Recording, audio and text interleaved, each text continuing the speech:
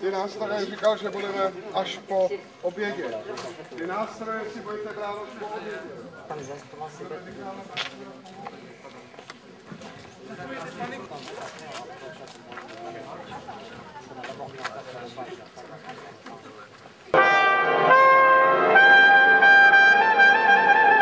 Je m'appelle Boris Jedlička, je suis trompette solo de l'orchestre et en plus de manager principal et propriétaire de l'orchestre. Boris, c'est un orchestre assez spécial, cet orchestre philharmonique de Prague.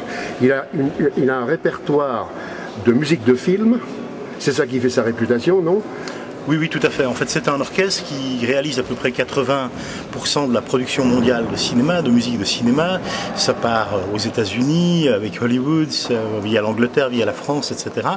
Et en fait, tout s'enregistre à Prague dans un studio qui s'appelle Studio Smečky, qui est un studio qui a été créé dans les années 40. Et cet orchestre, au départ, était un orchestre de film qui dépendait des studios de cinéma de Prague. Il a été privatisé dans les années 90 et nous l'avons repris et on a fait en fait le premier orchestre mondial privé avec 150 musiciens sous contrat. C'est toute une aventure, on voit qu'il y a beaucoup de jeunes dans cet orchestre, ça fait partie de la jeunesse de la jeune République tchèque? Alors c'est disons un peu un but et puis un objectif. En fait l'idée c'était de rajeunir un petit peu les cadres, c'était aussi d'aller chercher des jeunes talents dans les concours internationaux, d'aller chercher des gens qui avaient encore envie de faire des tournées. Cet orchestre à l'époque où j'ai repris les rênes était un petit peu vieillissant, les gens étaient à la bord de la retraite et comme on est un orchestre qui fait beaucoup de tournées aussi, il faut des gens qui tiennent le choc parce que c'est très fatigant. Alors voilà un petit peu l'idée, et l'idée aussi c'est de donner la chance un petit peu différemment au système français que je connais bien puisque j'ai habité 20 ans en France, c'est donner un petit peu la chance hors concours à des gens. Nous on les teste, on va les écouter, après on les teste pendant 6 mois, après on fait un bilan et après on leur fait un contrat de longue durée. Donc en fait c'est complètement une autre politique que de faire un concours derrière rideau, parce que des fois les gens jouent très bien en concours et après font pas l'affaire dans l'orchestre.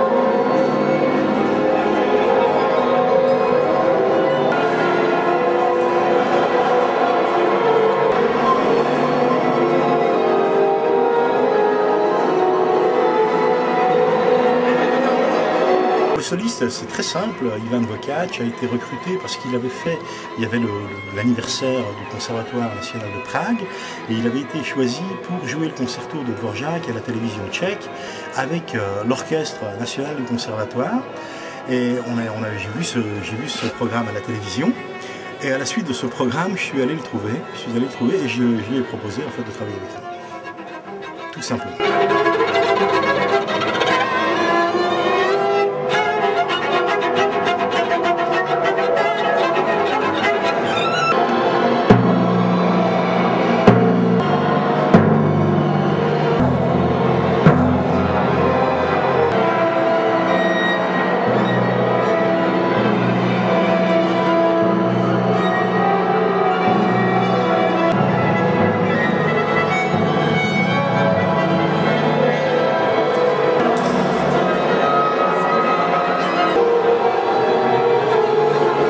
Ils font beaucoup de tournées, ils font beaucoup de festivals comme celui de l'été musical en Bergerac. Voilà, on fait beaucoup de festivals, on fait aussi des concerts dans des saisons de théâtre fixes comme à Biarritz, à Bordeaux, enfin un peu partout. Et on travaille aussi beaucoup avec la saison d'hiver du Puy du Fou, où on fait un spectacle qui s'appelle la Symphonie de Bethléem. Cette année elle est revue et corrigée, l'année passée il y avait 64 000 personnes qui sont venues voir le spectacle.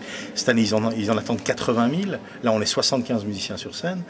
Et c'est un show phénoménal avec une centaine d'acteurs. Est-ce que ça représente pour vous d'être dans un cadre comme le festival musical d'été en Bergerac, qui est un festival éclectique, où il y a de tout. Hier, il y avait du rock, du rock pop de l'époque d'Eric Clapton. C'est exactement notre tasse de thé, puisqu'on accompagne aussi les artistes de rock, puisque cet automne, on va jouer avec Barclay James Harvest, qui est un orchestre de rock très connu. C'est des gens qui ont bientôt 60 ans maintenant, de l'époque de Genesis. On avait fait Jethro Tull, etc., en accompagnement philharmonique. Donc on a l'habitude d'être dans des trucs éclectiques. Et là, en plus de jouer un répertoire comme ça dans une abbaye et dans un cadre aussi magnifique, c'est superbe. C'est vraiment superbe. Qu'est-ce que vous avez comme message pour le public ce soir? Qu'est-ce que vous leur souhaitez? Je leur souhaite surtout beaucoup d'émotions, beaucoup de plaisir. Je leur souhaite de réussir à rentrer dans cette âme un petit peu slave, un petit peu mélancolique, nostalgique, qui vient un petit peu de chez nous, et de se laisser complètement aller dans une rêverie bohème.